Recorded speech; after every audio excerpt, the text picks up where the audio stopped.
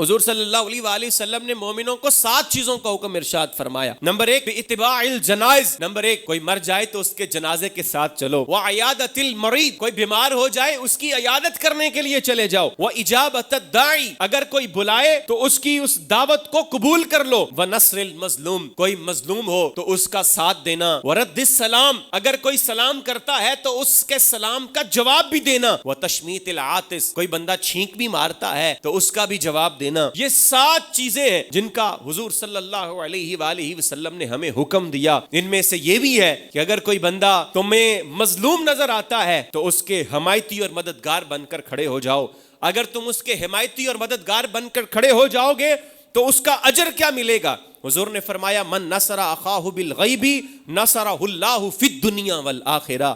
جو اپنے مسلمان مظلوم بھائی کی مدد کرتا ہے تو اللہ رب العالمین اس کا دست و بازو بن جاتا ہے.